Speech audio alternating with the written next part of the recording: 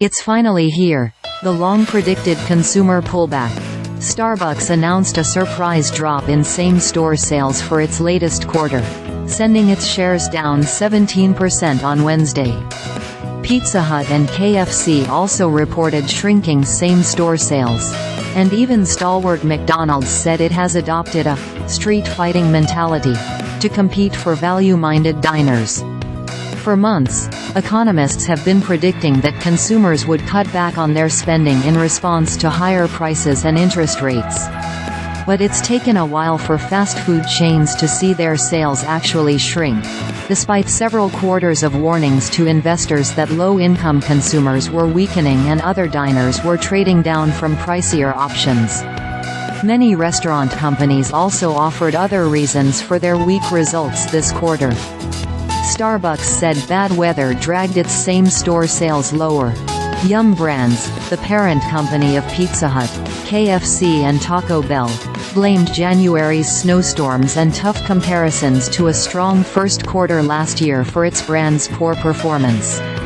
But those excuses don't fully explain the weak quarterly results. Instead, it looks like the competition for a smaller pool of customers has grown fiercer as the diners still looking to buy a burger or cold brew become pickier with their cash. The cost of eating out at quick-service restaurants has climbed faster than that of eating at home. Prices for limited-service restaurants rose 5% in March compared with the year-ago period, while prices for groceries have been increasing more slowly, according to the Bureau of Labor Statistics. Clearly everybody's fighting for fewer consumers or consumers that are certainly visiting less frequently. And we've got to make sure we've got that street-fighting mentality to win, irregardless of the context around us, McDonald's CFO Borden said on the company's conference call on Tuesday. Outliers show that customers will still order their favorite foods, even if they're more expensive than they were a year ago. Wingstop, Wall Street's favorite restaurant chain, reported its U.S. same-store sales soared 21.6% in the first quarter. Chipotle Mexican Grill, whose customer base is predominantly higher income, saw traffic rise 5.4% in its first quarter.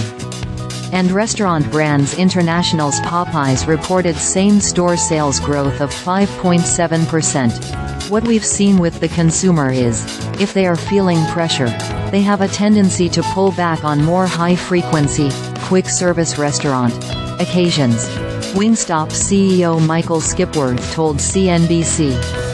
He added that the average Wingstop customer visits just once a month, using the chain's chicken sandwich and wings as an opportunity to treat themselves rather than a routine that can easily be cut due to budget concerns. Skipworth also said that Wingstop's low-income consumers are actually returning more frequently these days. Even so, many companies in the restaurant sector and beyond it have warned consumer pressures could persist.